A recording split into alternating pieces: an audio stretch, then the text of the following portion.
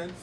This is like your blueprint. You're building a house. Get all your nails, screws, everything you need should be in hands reach, just like a restaurant, right?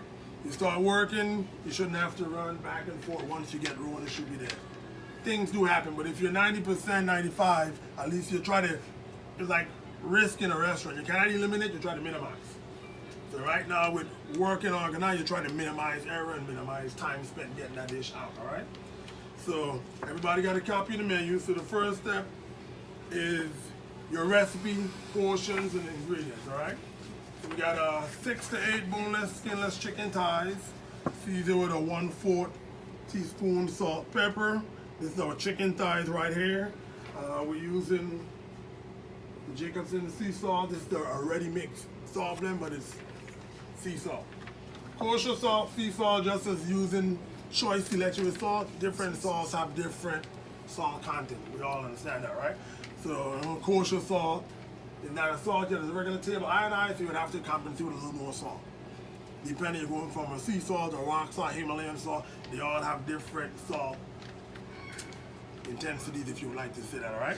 So it all depends on what salt of your choice. You know, you do need a little iodine in your diet, you know that, but you try to minimize the amount of salt intake. So I preferably normally like to mix my own salt blends. Because there is a ratio of salt and pepper mixture, some people don't get it. You mix salt and pepper using black pepper versus white, is a different ratio. People tend to mix with the eyes to the overcompensate with the black pepper until they can see that change in the color and figure, well, oh, I got enough in. But with white pepper, you do that, you'll be all screwed up. Because white pepper is stronger than black pepper, all right? So I normally go like a cup to a teaspoon and a half. 2 teaspoons max, that's my ratio, salt, pepper mixture, all right?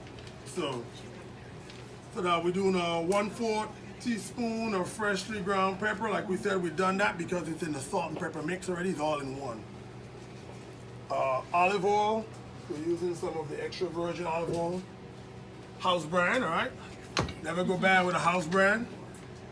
Olive oil is calling for 4 tablespoons. Just a quick word from our sponsor. If you ever watch Ina Garten, this is her favorite olive oil. And mine too. When I first started working here, I was like, I'm not buying it. Everybody's like, you need to. It wasn't until I saw her and I was like, okay, and it really is good. Okay. There you go. Little commercial break there. Oh, thanks. Y'all gotta plug the sponsors in, so. All right, so we got the olive oil tip. Let me move this out of the way for right now. So olive oil, it calls for how much oil? 4 tablespoons. 4 tablespoons. About, you have measuring spoons here? I don't know, set there. So I'll let someone do the measurement in that. You see what happens when you over prepare. So now I'll use the tablespoon, wash them, and never brought them back out. Still need them, right? So you're gonna put the oil directly on the chicken? Put the oil right in there. And me preferably with meat, the key to any meat and flavoring, that's all I'm about is flavor, flavor, flavor. It's building, it's like a painter. You can't paint a house in one shoot. Apply coats. Same with food. So I'm always start with a good marinade. I like marinades. I believe in marinades, brines, because that's where you're able to really impact it. No matter how well you season food, even like fried chicken, I tell you, an inch, a half inch, if that, is where that seasoning penetrates under the skin. Everything else, if it just some chicken, you peel the crispy chicken off and it's just chicken. The flavor is only skin deep. So when you get into marinade and brining, then you penetrate. So that's why brines and marinades work so well, all right? So we'll have a volunteer here to do some weight and measure. We're going back to a math class, all right? When I do a lot of these junior classes, I always tell the guys that too, you know. You could never escape the math. It's in everything, you know. There's always weight and measures to be done. So you just put 2 in the chicken, right? That's what it says. Let's What go the back recipe to, says let's go back to on the blueprint. What it says here. Olive oil 4 tablespoons, which is 2 fluid ounces. Oh, it just says put 2 tablespoons in the pan, so I thought that meant you wouldn't put it all in the chicken. No, only just half in it, the rest goes in there. Because we're gonna marinate the chicken, and then we're gonna do the pan separate.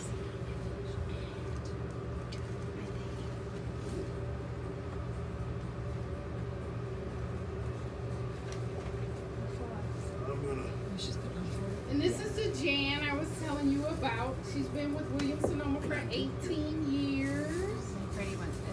I'm sitting in a walker is because I blew my knee out last weekend. And I'm still Somebody want to go ahead and marinate this for me? And there you go. Go ahead and give me 1 tablespoon of salt and pepper in there. I didn't put the full amount in there. While we're doing this, I got this conditioning. So the term conditioning means fancy term preheated. I always say hot food, hot plates, cold food, cold plates, right? So the worst thing that drives me insane and is always the small stuff. When I see I got a lot of pretty sauteing something and hit the pan, I hear nothing. I'm like, yeah, I sauteing. You know, a whole bunch of stuff and then the pan comes up, now you're sweating. And that's the difference between sweating and sauteing. Sauteing is hot pan, pan fry, a little bit of oil, whatever you're searing, but you want to make sure you got a nice hot conditioned pan.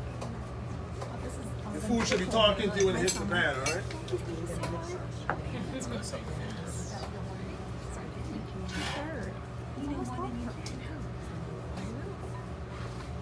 So why do you have the seeds versus saffron?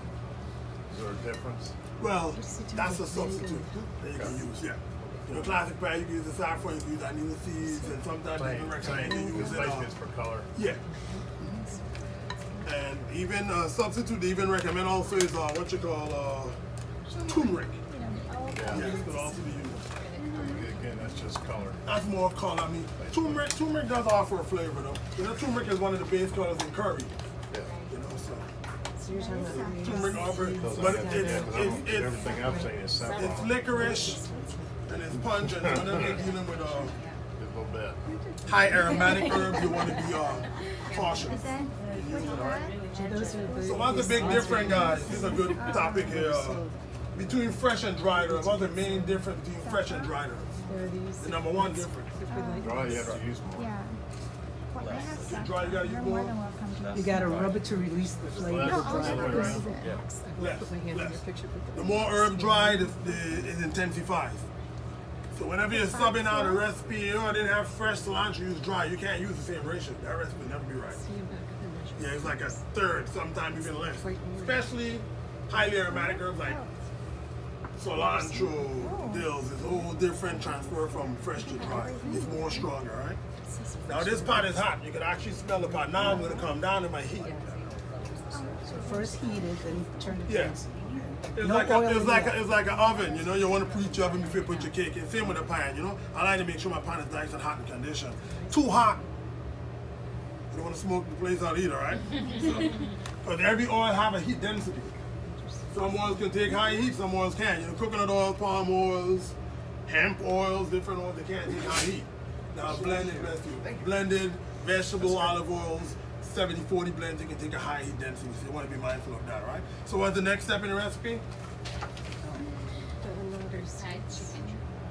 So somebody else go ahead and weigh measure the amount of oil that's getting in the pan, and we're gonna go ahead and pre-sear the chicken breast.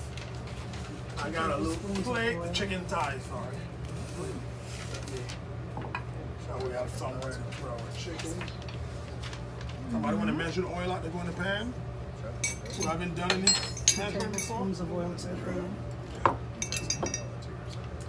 Put the full 4 in there because we're using a very large pan today.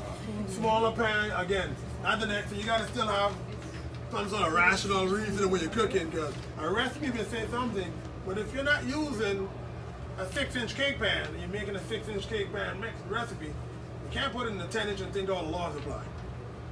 And like cooling food down, you put it in a shallow pan, it cools quicker. So the thinner the pan, you gotta cut that cook time down. But then that 10-inch cake now is cooking quicker because it's in a smaller pan. That's it. All right, so we're gonna. That was a test to see if you smoked. If you smoke, you gotta stop, huh? All right, put that in there.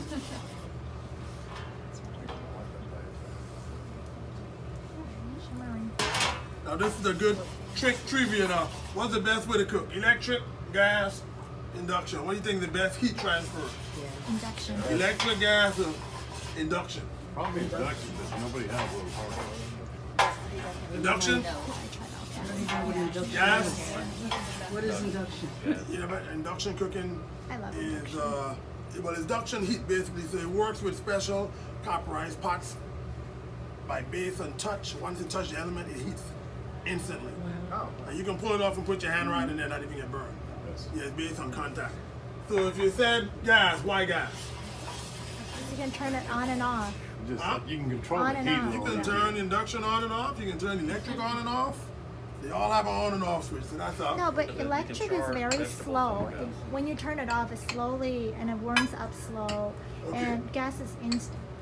All right, that's a partial answer. I like that you can char vegetables on top of the gas. You can char different. Okay, anybody else? But I have both induction and gas. Yeah. Well, the main reason is one. Gas is a flame. Gas will contour to any shape. Well, that's That can't happen in none of the other cooking. Your pot could be off shape and warped. An electric stove only heats on contact surfaces. Same as induction. So you may have a pot you're cooking and hair's burning, hair's scorching, you not have direct. Fire will shape and contour any dimension. You know? So fire is a chameleon, so gas is the proper. And what you said is a partial. Gas has no carryover heat time. That's what you were getting at. With electric cooking, when you turn the burner off, you're still cooking. Extra 10 minutes. You can start right and burn the perfect good sauce. Electric stove, you gotta remove the product from the stove after you finish cooking. You leave it on there, you're in problems, so. That's the main number one difference. And you can still cook when the power goes out. Yes. Yeah, it's more economical, you know.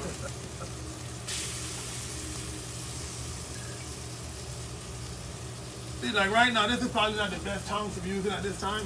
It was hard. I didn't use it in mental times.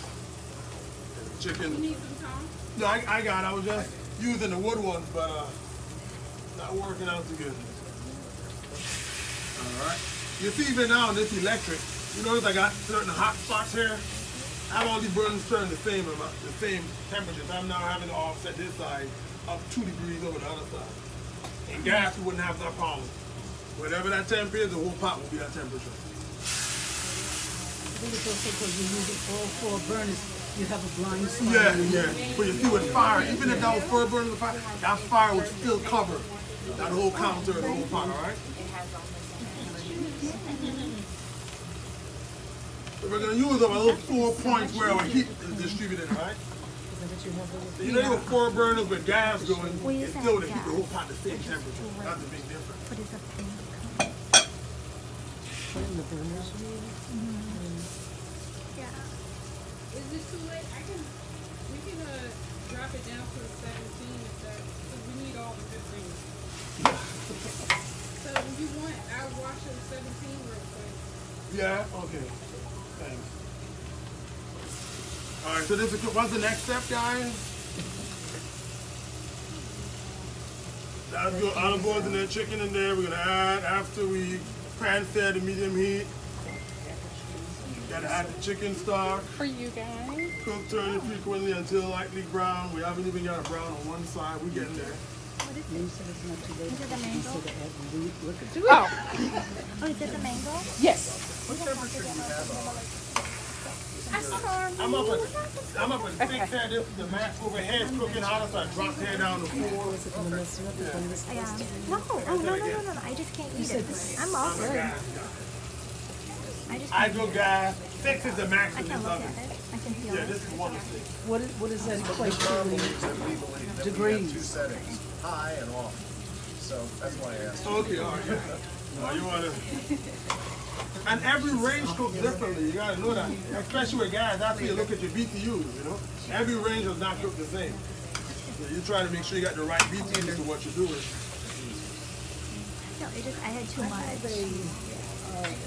New wave top thing that you can set the actual temperature to. Correct. If I use that, I haven't used it, but if I use that, what temperature would I set this to? Like 400? You said 4 or 6. I don't know what that represents. Okay, no. You want to be somewhere, somewhere around like 360, 355, you know, to get a nice sear, yeah. Is that good to use? Yeah, Because anything you like can't set 450 going up from 500, that's like pizza oven type of temperatures that you're getting at. That's a little too aggressive for this, yeah. I'm saying that's a good thing to